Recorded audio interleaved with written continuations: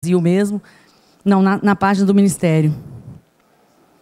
Não, teria que voltar. Se não der, eu vou falar aqui. Bom, o potencial você tem mais de 1 milhão, para a gente não perder muito tempo, mais de 1 milhão de... você tem 1.100.000 aprendizes. Potencial hoje, se todas as empresas cumprissem só o mínimo que elas têm que cumprir. Então, é isso que eu quero mostrar para vocês. Nós temos 200.000 aprendizes que ser, 250.000 com boa vontade, e nós temos, no mínimo, 1.100.000 vagas que deveriam estar preenchidas hoje. Eu estou falando do número menor. Então, como é que acontece isso? Cada empresa, média e grande, tem que cumprir isso depois... Está 159.000, que são os dados de agosto.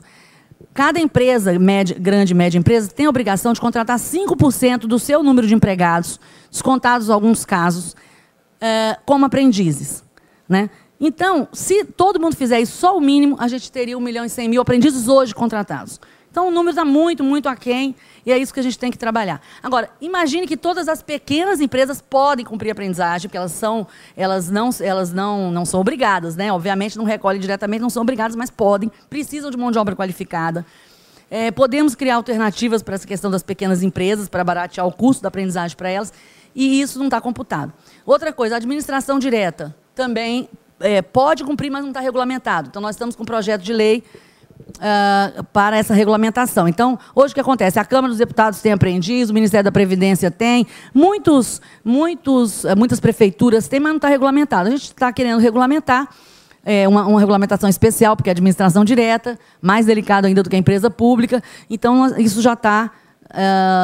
saiu do Ministério, deve estar na Presidência da República, para a gente, então, expandir com a administração direta, com todo o cuidado que tem que se ter. Depois eu posso disponibilizar também o projeto de lei para vocês.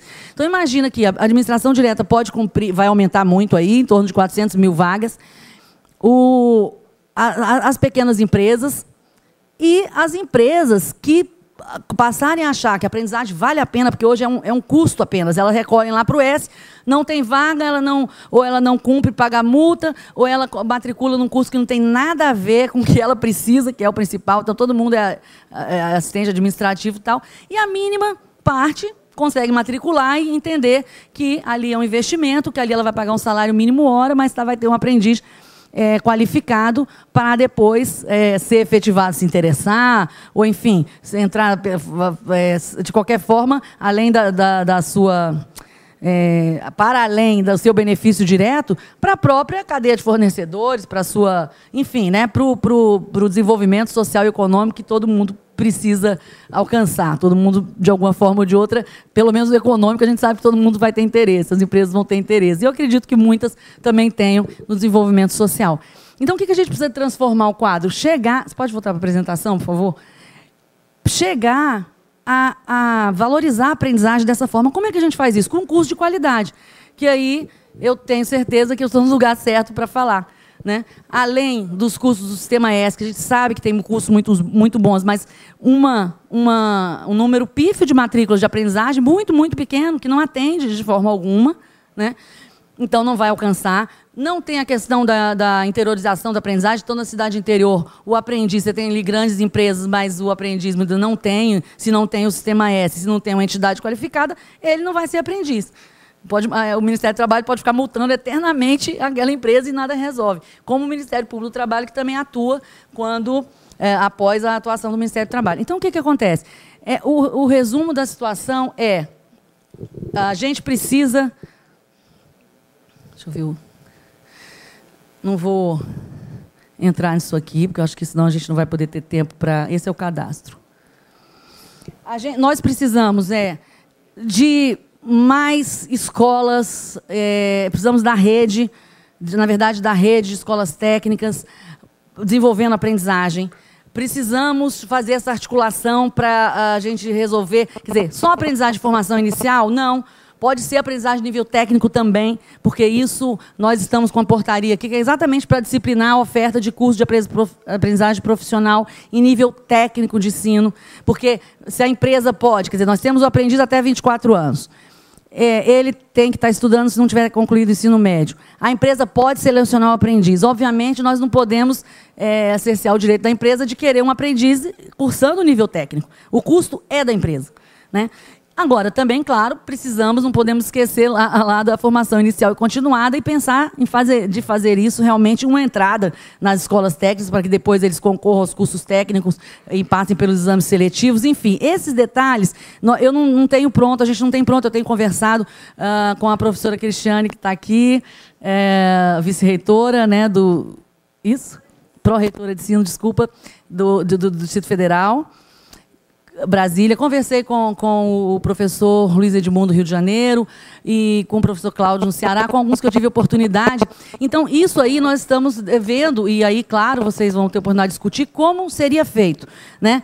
Como seria feita a entrada desse aprendiz, a seleção desse aprendiz para a formação inicial, e se o curso técnico seria depois, mas sem impedir de jeito nenhum que o curso técnico seja reconhecido como uma cota de aprendizagem. Então, para isso, tem uma portaria, eu também posso disponibilizar para vocês, exatamente dizendo o seguinte: qual é a questão para um curso técnico ser considerado curso de aprendizagem? A lei já diz lá atrás que os cursos técnicos, obviamente, nós não precisamos validar os cursos técnicos.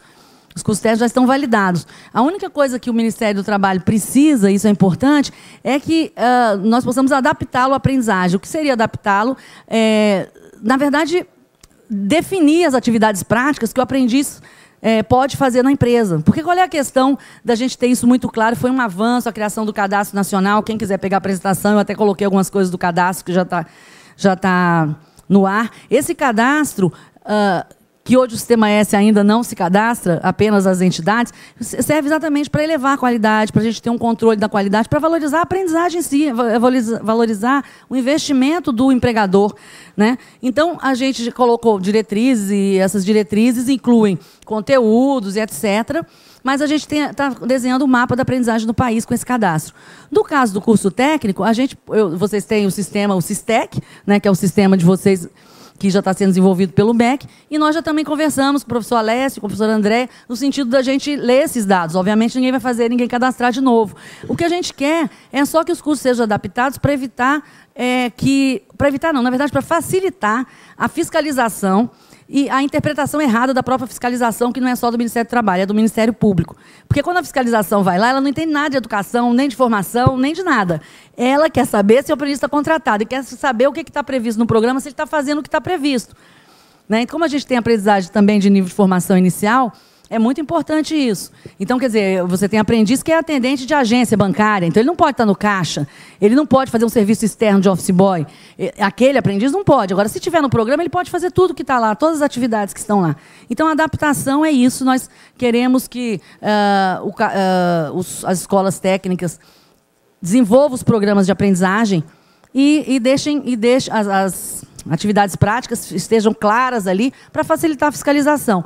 Fora isso, o casamento é perfeito. Nós fiscalizamos, nós cobramos, nós podemos conversar depois sobre como fazer isso. Isso aí, claro, com a CETEC, com o Ministério da Educação, que a gente tem a facilidade de conversar, né, e vocês com eles, no sentido de ver, bom, ou a fiscalização vai atuar dizendo, tem vaga ali, e você, então, contrata e matricula ali, né? Ou a gente vai fazer olha, a gente tem, claro, uma demanda, eu tenho certeza que vocês têm estudos para isso, mas a gente tem todo o mapeamento das empresas, já referenciado por município, qual é a atividade econômica daquela empresa, se a empresa está cumprindo, se não está cumprindo, qual o potencial de vagas. Então, esse 1 milhão de vagas mínimo de hoje, que pode chegar com o aumento do que eu falei das pequenas empresas, da administração direta, e das empresas passarem a valorizar a aprendizagem, ao invés de quererem contratar 5%, contratar os 15%, que é permitido, mais do que isso é substituição de mão de obra.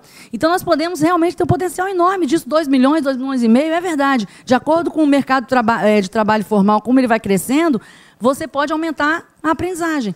E, principalmente, isso ser uma questão permanente, né? Não se trata aqui de uma... Eu não vou...